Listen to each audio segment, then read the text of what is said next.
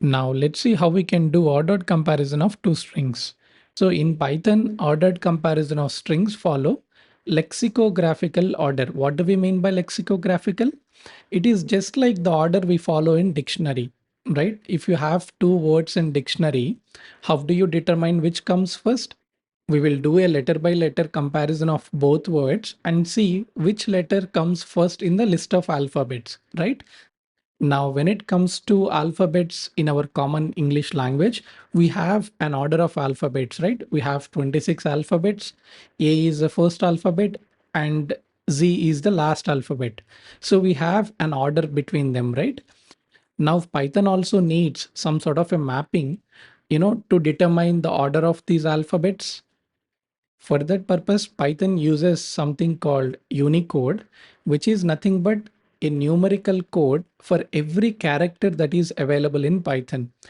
In fact, most of the other popular programming languages also use Unicodes, and these Unicodes remain same universally across multiple programming languages.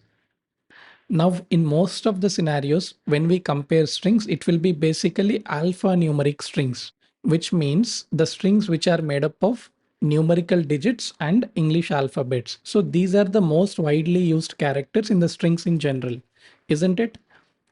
So if you consider the digits 0 to 9 and then English alphabets, both in uppercase and lowercase, these are the Unicodes of all these characters. Now, these are the Unicodes of digits and alphabets, but you don't need to memorize these Unicodes. What you have to remember is the relative ordering of them. So first you will have digits and then English alphabets in uppercase and then English alphabets in lowercase in increasing order. And Python uses these Unicodes to determine the relative ordering between different characters. For example, if you take an uppercase character D and a lowercase character B, whose Unicode is lesser? It is for D, right? Because uppercase characters come first and then lowercase. So, D will have lower Unicode. So uppercase D is considered lesser than lowercase b. All right. Similarly, now if you compare digit 2 with, let's say, uppercase C, which comes first? 2 comes first, right? 2 has lesser Unicode number. So we can say 2 is lesser than uppercase alphabet C.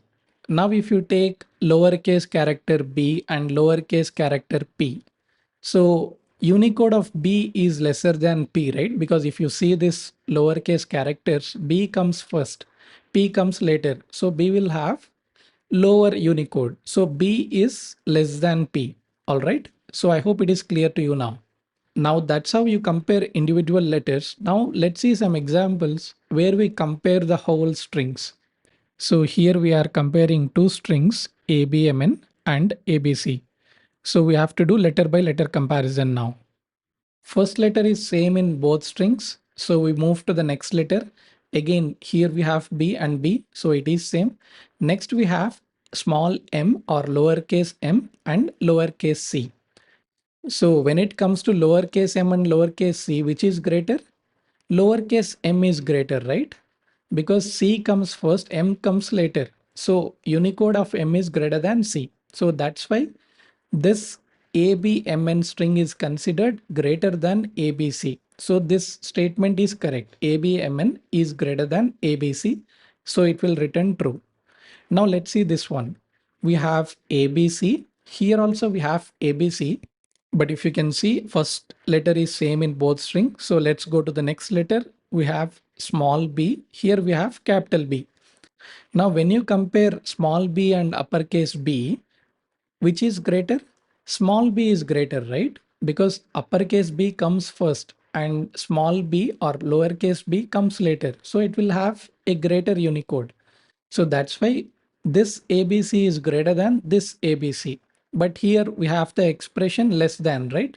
So this is not valid. This is not correct. So it will return false. Next, we have a string ABC and here 3AMN. So let's compare letter by letter. Here we have small a, here we have digit 3. So which is greater? Capital A is greater, right? A comes much later, digits come first. So we can say that this ABC is greater than this 3AMN string. So this expression is correct. So it will return true. Now let's see the last interesting example. So when you see this, right, string 10 greater than string 5. In general, if you think from numerical point of view, it might give an impression that, okay, 10 is greater value than 5, right? But remember, these are strings. So you have to compare letter by letter. Now, if you take the first letter, here we have 1, here we have 5. Which is lesser? 1 is lesser than 5, right? Unicode of 1 will be lesser than 5. So this string 10 is considered less than this string 5. So this expression that string 10 is greater than 5 is not correct. So it will return false. So that's how you have to compare letter by letter. Now let's run these examples in the code. I added these examples. So let me run the program, right click, run, and you can verify the outputs. Now let's see a couple of examples more. Let's take this example now. Here we have string ABC greater than string ABCD. Now if you see here, in both the strings, the first three letters are same, first three characters are same, but here there is no fourth character, but here there is, one more character, right?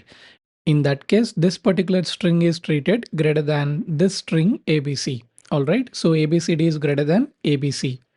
Now here we have ABC greater than ABCD, which is wrong, right? So it will return false. If we just run and see, so we can see the output is false. So in order to say two strings are equal, we need to have the exact letters and the case should also be same. Like in this particular example, we can see that both strings have same letters and the case is also same. Now if you try to run this program, it will obviously say true because both are equal. Even if there is some space here, let's say here we have ABC and then space.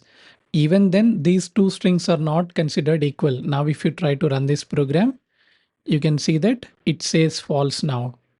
All right, to say two strings are equal, they should have the exact same characters, right? Now, what if we have something like this? So here these two strings are equal, right? But here we have the expression less than, but these two are equal. So this is not true. So it will return false. If we try to run this program, we can see that we got false here. So I hope that with these many examples, this concept is clear to you. Now we have seen all these examples, right? All these are Boolean expressions, isn't it? Because they return true or false. Now, where do we use them? As we are just learning how these operators work, we are directly printing the output of these expressions. But in reality, what we do is we use these Boolean expressions as conditions while writing if statements and while loops. We will be discussing about if statements and while loops in future videos, but just I'll give an example. Let's say we have a person whose age is 25. Now, based on the person's details, we have to give a message if that person is eligible to acquire driving license or not. If the person is from India, the eligibility in terms of age to get a driver's license is 18 years. So what we can do in this situation is we can get the age of a person. Now we will write a condition if age greater than or equal to 18. Now the way if statements work is if this condition is true, it will get inside the if block.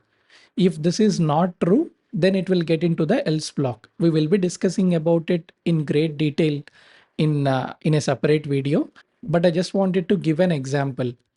So here age is 25, which is greater than or equal to 18, right? So it will get into this if block and it will print you are eligible for driving license, right? This is the output. So this is how we use these kind of Boolean expressions to write different conditions.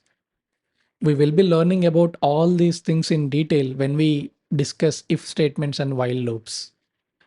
Now, one interesting thing in Python is Python allows chain comparisons. Let's see this example to understand. Let's say we have three variables with values 10, 20, and 30. Now, if you want to check if A less than B less than C, in most of the other programming languages, if you want to check this condition, we have to write logic in this way. You have to write two different conditions and use AND. So this is a traditional way of doing it. But when it comes to Python, we can do it much more easily and elegantly by using this kind of chained expression, chained comparison. Just like how we write these expressions in our common language, while solving math problems. So we can use similar kind of syntax in Python as well. One of the main advantages of Python is the syntax is much closer to our natural language.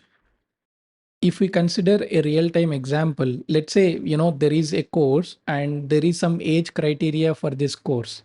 Let's say the age of the person should be between 25 and 35 inclusive. All right. So we can simply write this sort of a condition. We get the age of the person and we can write a condition if 25 less than or equal to age less than or equal to 35. This is nothing but age is between 25 and 35 inclusive, right? This is same as writing age greater than or equal to 25 and age less than or equal to 35. And then we can write whatever logic we want if the candidate is eligible. Here we are just simply printing eligible to apply for the course. So let's write that example in the code. Let's say age is equal to, let's say 30. Age of the candidate is 30. Now the criteria is age should be between 25 and 35. So we can write a condition if 25 less than or equal to age less than or equal to 35. We can put some spaces between so that code is much more clean. All right. And then we can write here whatever logic we want. Let's say I want to just print a message saying that you are eligible to apply for the course. All right. Now, if the condition is not met, so we can write else and print whatever we want. Let's say simply you are not eligible. All right. So let's try to run this code. Here the candidate's age is 30. Now, if you try to run this, you can see that it prints you are eligible to apply for the course. Now, let's say age is just 20. So now if you try to run it, it says you are not eligible. So don't worry about syntax of if else. We will be learning about it separately, but I just want to tell you the real-time usage of these kind of Boolean expressions.